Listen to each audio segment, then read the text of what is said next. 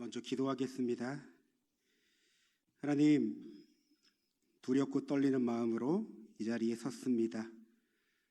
부족한 입술을 통해 놀랍고 위대하신 주님의 말씀을 다 담을 수 있겠습니까? 그러나 성령께서 충만히 임재하여 주셔서 복음의 비밀을 선포하게 하시고 말하는 자나 듣는 자가 동일한 하나님의 음성을 듣게 하옵소서. 예수님 이름으로 기도드립니다. 아멘. 사진 하나가 있는데 사진 좀 볼까요? 네.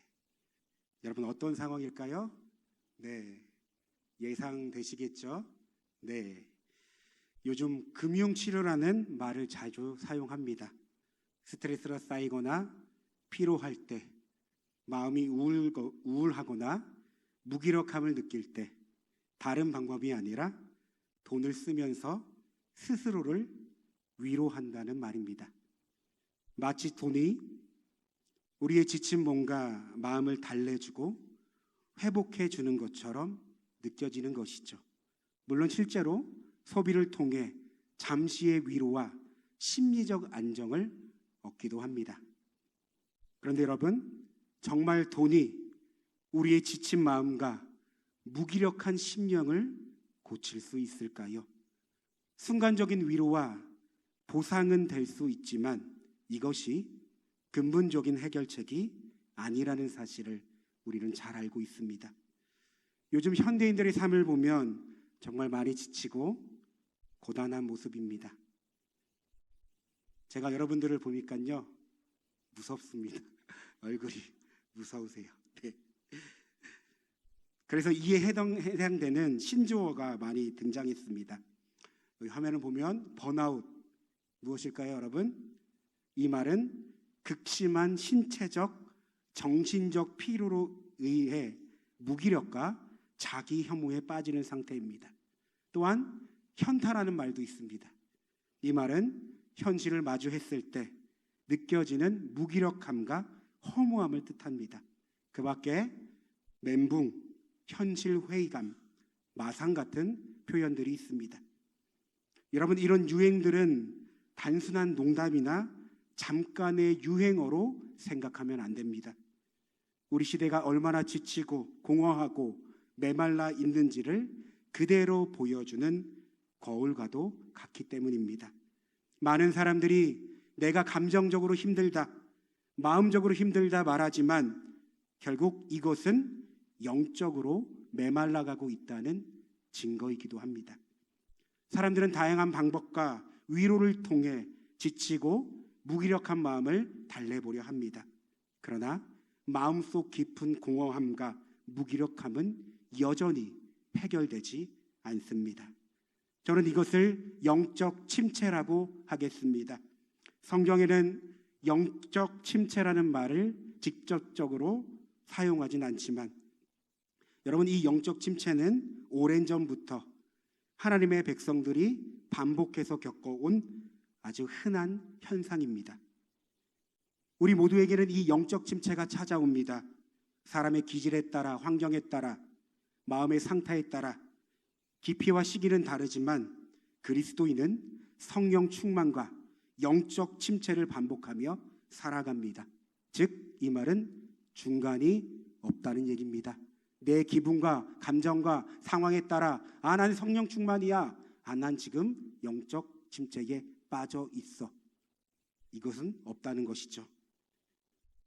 그런데 정말 심각한 문제는 많은 그리스도인들이 자기가 영적으로 침체되었다는 사실을 모른다는 점입니다.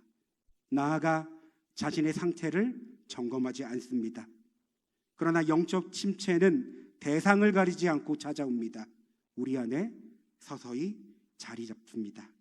어느 순간부터 예배의 기쁨과 감격이 사라지고 감사보다는 불평과 불만과 불안과 우울과 두려움이 시작된다면 하나님의 기쁨과 만족을 구하기보다는 나의 유익과 만족을 구한다면 죄에 대하여 무감각해지고 신앙생활이 점점 부담스럽게 느껴진다면 주님이 우리의 삶의 우선순위에서 밀려난다면 어느덧 외식적인 모습과 책임감으로 신앙생활을 하고 있다면 여러분, 이는 영적 침체의 신호라고 볼 수 있습니다. 나아가 신앙의 자라남과 성숙함과 살아있음이 멈춰졌다면 여러분, 영적 침체는 시작된 것입니다. 그렇다면 왜 우리의 삶에는 이렇게 영적 침체가 찾아올까요? 이 침체를 일으키는 다양한 원인들이 있습니다. 하나님과의 관계, 심리적, 정서적인 피로, 죄와 불순종, 세상의 유혹과 시험, 고난과 어려움, 관계의 갈등, 여러 가지의 상황들이 원인이 될 수 있습니다. 여러분, 오늘 본문에서 시편 기자 역시 극심한 영적 침체 가운데 있음을 보게 됩니다. 그래서 그는 매우 절박하게 극적인 표현을 사용해 부르짖습니다. 내 영혼아, 내가 어찌하여 그렇게 낙심하며 어찌하여 그렇게 괴로워하느냐. 여러분, 지금 시편 기자의 상태가 어떻습니까? 그는 내면에 두려움과 염려와 무기력함과 절망에 사로잡혀 있습니다. 숨이 막힙니다. 고통과 혼란 속에서 헤어나오지 못합니다. 눈물이 납니다. 성경을 보니까요, 밤낮으로 울고 또 울었습니다. 눈물이 얼마나 많았는지 그 눈물이 음식이 될 정도였습니다. 그렇다면 그는 왜 이토록 영적 침체에 빠졌을까? 여러분, 시편 기자의 상황을 보면 그는 하나님을 예배하는 자리로 나아갈 수 없는 현실에 놓여 있었습니다.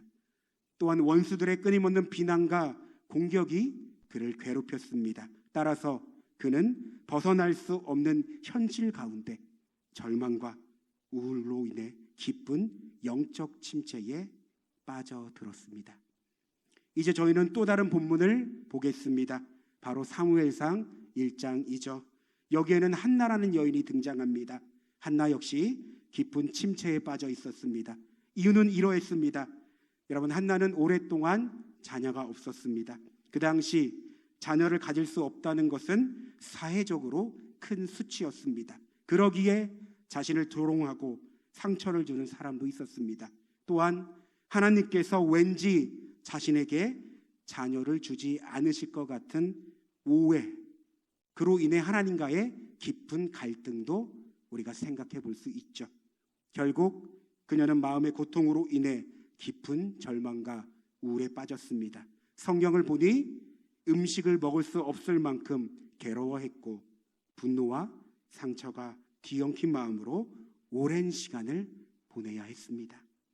여러분, 시편 기자도 한나도 서로 다른 이유지만 깊은 영적 침체에 빠졌습니다. 그러나 중요한 것은 우리가 성경을 보면 그들은 그 자리에 머무르지 않았다는 것입니다.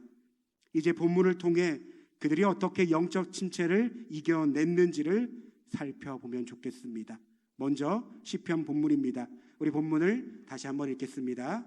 내 영혼아, 내가 어찌하여 낙심하며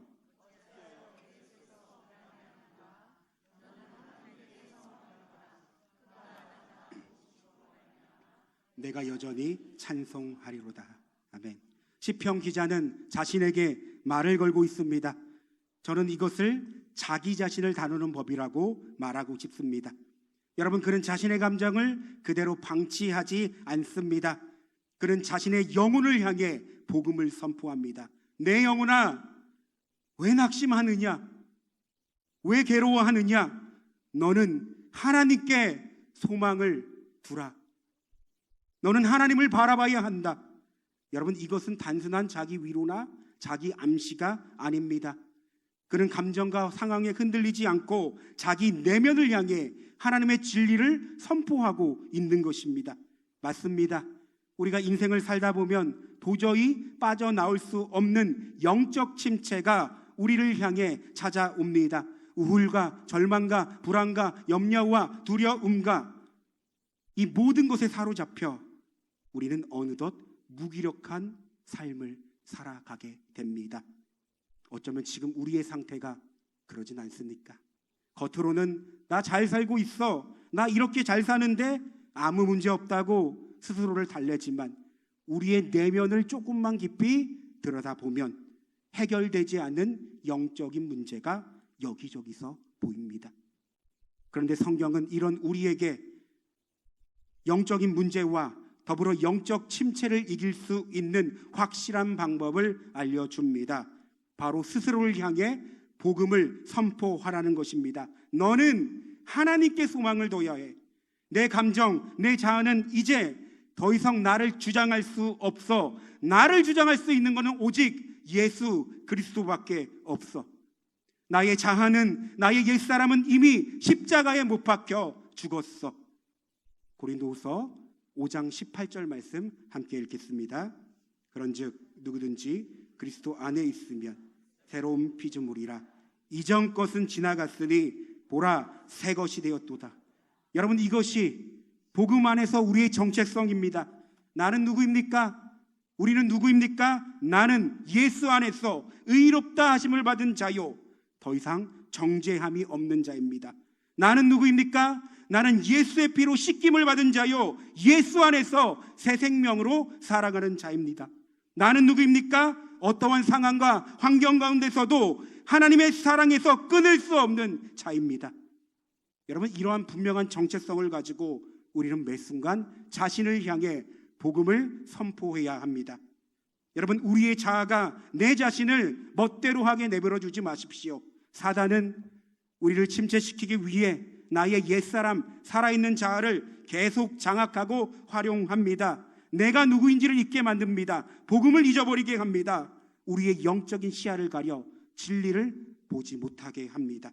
결국 복음을 외면해버리게 만듭니다. 그래서 외적인 행위와 느낌과 감정에만 집중하게 만듭니다. 그런데 여러분, 이것이 끝이면 얼마나 좋을까요? 사실 사단은요, 우리에게 당근과 채찍을 주며 조금의 기쁨과 조금의 부금과 복음의 은혜를 누리게 합니다. 무슨 뜻입니까? 왜곡된 신앙을 만들어낸다는 것입니다. 진짜 예수 안에서의 그 복음의 가치와 그 복음의 능력을, 실제된 삶을 살아가지 못하게 한다는 것입니다. 그러니 믿음으로 잘 살아가고 있다고 말합니다. 착각합니다. 그런데 어느 순간 어떠한 환경과 상황과 영적 침체로 인해 우리의 삶을 돌아볼 때 정죄감을 갖게 하고 절망하게 하고 실패와 무력감으로 일어서지 못하게 합니다. 그런데 여러분, 역설적이지만 이것이 맞습니다. 우리가 복음의 참된 가치와 능력을 깨닫기 위해선 좌절해야 합니다. 절망해야 합니다. 더 비참해져야 합니다. 그리스도인은 이러한 절망과 비참한 속에서 진정한 복음의 가치와 능력을 경험하기 때문입니다. 여러분, 많은 사람들이 신앙을 얘기할 때 성화에 집중합니다. 무엇입니까? 어떤 모습으로, 어떤 그리스도인으로 살아가는 것이 그들의 눈에는 중요하기 때문입니다. 맞습니다. 동의합니다. 그러나 먼저 선행돼야 할 것이 있습니다. 무엇입니까? 여러분, 기독교 신앙의 근본적인 원리는 칭의를 제대로 이해하고 믿는 것입니다. 이것이 먼저 선행돼야만 올바른 성화의 가정을 살아갈 수 있습니다. 내가 누구인지, 내가 어떤 존재인지, 내가 예수 안에서 믿음으로 의롭다 함을 받았는데 그것이 무엇인지, 나아가 이 모든 것이 십자가를 통해 이루어졌는데 도대체 그 십자가에서 무슨 일이 있었는지, 여러분, 무슨 일이 있었습니까? 아십니까? 그리고 그것을 믿을 때 나의 존재가 어떻게 변화되었는지, 참된 복음의 가치를 아는 자들이 진짜 복음을 선포할 수 있습니다. 진짜 복음의 실제된 삶을 살아갈 수 있습니다. 여러분, 우리에게 찾아온 영적 침체를 어떻게 이겨낼까요? 복음입니다. 복음을 선포하십시오. 다시 사무엘상 본문을 보겠습니다.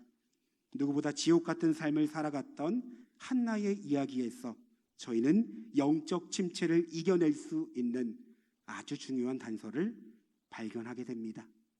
사실 이 원리는 앞서 나눈 것과 다르지 않습니다. 그래서 이제는 한나의 행동에 더 주목하려고 합니다. 오랜 시간 말할 수 없는 괴로움과 고통, 수치심을 안고 산 한나. 성경은 한나가 하나님께 나아갔다고 말합니다.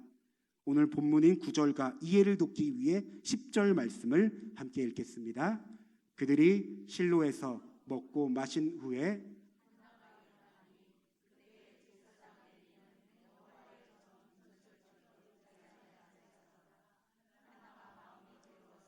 여호와께 기도하고. 아멘. 성경은 한나 외에 또 다른 사람을 소개합니다. 바로 엘리 제사장입니다. 여러분, 엘리 제사장은요, 그 당시 이스라엘의 늙은 제사장이었습니다. 성경은 그가 육체적으로, 영적으로 노쇠했다고 말합니다.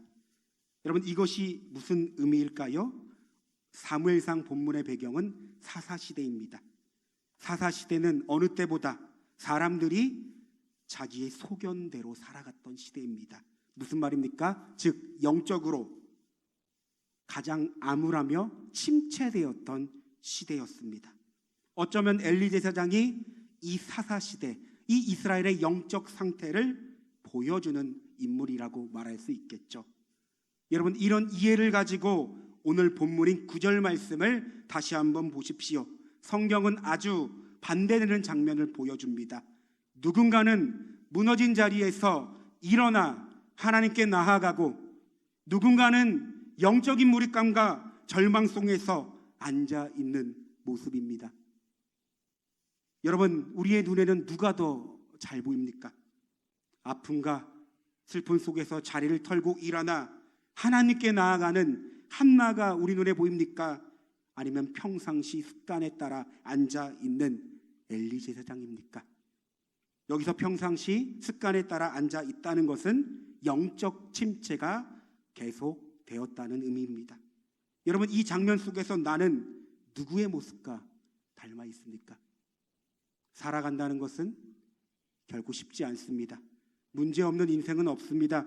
누구나 끊임없는 어려움과 문제와 아픔과 절망을 마주합니다. 각자 무거운 자신의 몫을 안고 살아갑니다.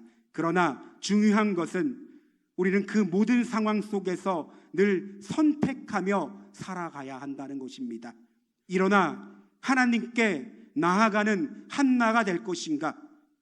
아무런 힘조차 쓰지 못할 그저 영적 무력감과 침체 속에 앉아 있는 엘리 제사장이 될 것인가? 나아가 오늘 우리가 드리는 이 예배의 모습은 한나입니까? 엘리 제사장입니까?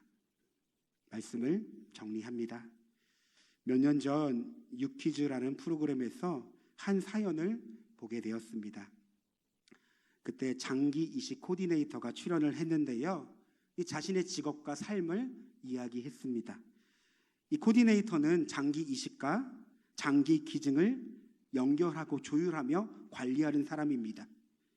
그가 말하길 기증자를 찾고 수혜자를 관리하고 의료진과 합력하여 이 모든 과정을 책임지는 일이 참 쉽지 않다고 합니다. 그래서 무엇보다 생명이 오고 가는 이 치열한 현장 속에서 그는 수많은 사연을 마주하고 인간의 존재와 의미를 깊이 생각해 본다 합니다. 그런데 그가 수혜자들에게, 장기 이식을 받은 수혜자들에게 이런 말을 남기는 것이었습니다. 가끔 수혜자분들이 감사한 마음을 갖고 지내다가 사람인지라 그 사실을 잊을 때가 있어요. 하지만 장기 기증은 몇만 분의 1이라는 기적 같은 확률로 생명을 얻게 되었거든요. 누군가가 자신의 생명을 버려서 다른 누군가를 살리는 것은 정말 가치 있는 일이에요. 그래서 꼭 그것을 기억했으면 좋겠어요. 남은 삶을 정말 값지고 의미 있게 잘 살아갔으면 좋겠어요. 여러분, 그렇죠. 어떻게 얻은 생명인데, 여러분, 어떻게 얻은 생명인데 그 생명을 허투루 살 수 있겠습니까? 여러분, 어떻게 얻은 생명인데 그 생명을 자기 마음대로 허투루 자기에게 상처를 주면서 살아갈 수 있겠습니까? 그런데 우리의 존재가 이런 존재라는 사실을 기억해야 합니다. 하나님께서 우리에게 새 생명을 주실 때, 우리에게 복음을 주실 때 하나님의 아들인 예수 그리스도를 이 땅 가운데 보내사 그를 십자가에 못 박혀 죽게 하셨습니다. 하나님은 어떤 마음으로 우리에게 아들의 생명을 주셨을까요? 여러분, 이 생명을 받은 우리가 어떤 삶을 살아야 할까요? 생명을 주신 주님은 우리가 어떤 삶을 살아가길 바랄까요? 생명의 풍성함은 복음 안에서 누립니다. 생명은 풍성함을 누리는데 그 목적이 있습니다. 지금 우리는 그 풍성한 삶을 누리고 계십니까? 우리 다 함께 말씀을 생각하며 기도하길 원합니다.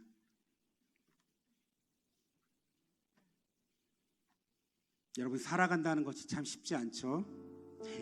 나이가 어린 제가 여러분들 앞에서 이런 말을 하니까 참 죄송스럽고 떨리지만 그래도 하나님께서 주신 마음을 좀 나눠야겠다는 생각에 이렇게 무리하게, 문무하게 여러분에게 말씀을 전합니다. 살아간다는 것이 참 쉽지 않죠. 버거울 때가 있습니다. 우리의 힘과 능력으로 사라지지 않을 때가 있습니다. 그래서 절망하기도 하고 우울하기도 하고 포기하기도 합니다. 그러나 여러분, 기억했으면 좋겠습니다.